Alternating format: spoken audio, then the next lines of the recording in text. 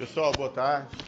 Meu nome é Maximiliano, sou mestrando aqui da FUMEC e vou falar com vocês sobre o trabalho escravo contemporâneo no Brasil. Quando a gente vê uma imagem daquela, de uma pessoa com as mãos acorrentadas, é chocante.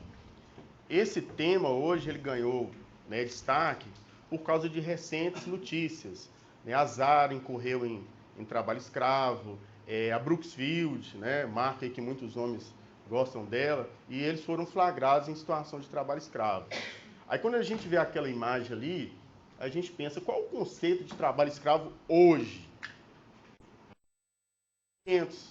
Das pessoas presas nas senzalas, aí você pensa, não, mas isso não existe. Mas existe.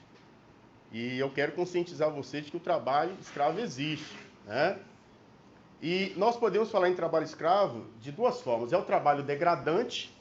O trabalho degradante é aquele que humilha a pessoa, que não leva em consideração a sua dignidade. A pessoa sem EPI, sem segurança, a pessoa simplesmente coisificada para realizar um determinado trabalho. Então, esse é um trabalho que degrada, que humilha a pessoa humana.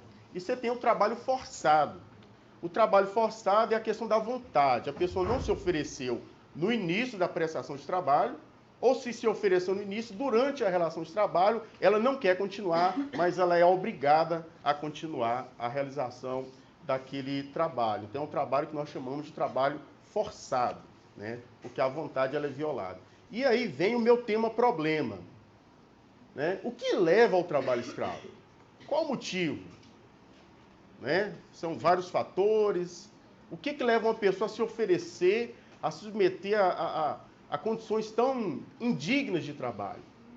O que leva? Eu tenho algumas hipóteses, mas lógico que isso vai ser objeto de investigação. Um motivo poderia ser a pobreza. A pessoa pobre, ela não está num patamar de liberdade. Até a filosofia a gente pode analisar isso. Será que ela é livre? Ela se ofereceu livremente para aquele trabalho? Então, numa necessidade premente, a pessoa aceita tudo. Então, a pobreza pode ser um dos motivos. E do lado do empregador, o lucro fácil. Empresas sem nenhum escrúpulo, que não é o padrão que o nosso professor nos ensina, uma empresa que respeita padrões éticos, etc. Mas tem empresa que quer o lucro fácil. E mão de obra fácil, mais lucro, menos ônus para a empresa, melhor para ela. Então, seria uma outra hipótese, é a empresa querer um lucro fácil. Como começa a regimentação do trabalhador? Através de falsas promessas. Chega num lugar pobre, tem anúncio ali, carro de som, boas condições de trabalho, salário bom, etc, etc. E ali a pessoa é atraída. Pobreza, falsa promessa, a pessoa ela aceita. O local de trabalho normalmente é um local distante, justamente de forma estratégica para impedir que a pessoa consiga voltar à sua origem. Então, mas isso é regra? Não. Porque hoje nós temos outras modalidades de trabalho escravo, onde as pessoas não necessariamente ficam longe. Por quê? Porque nós temos o trabalho na zona rural e nas cidades.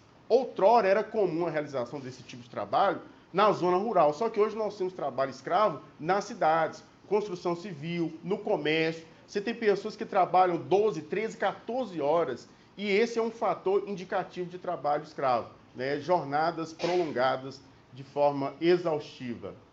No trabalho escravo, nós temos um sistema chamado sistema de barracão, truck system. A pessoa chega numa zona rural, por exemplo, começa a trabalhar, e aí, tudo que ela vai comprar, ela só pode comprar lá, e a preços exorbitantes. E ali ela fica endividada. Ela fica endividada, só pode comprar os instrumentos de trabalho lá, os alimentos, e assim ela nunca consegue pagar aquela dívida. Então ocorre o endividamento do trabalhador. E aquele homem sério, simples, ele pensa, eu não posso sair daqui enquanto eu não pagar a minha dívida. E ali ele vai permanecendo, por causa daquela dívida que ele assumiu, só que na realidade é uma dívida impagável. É uma forma de coação moral contra uma pessoa de bem.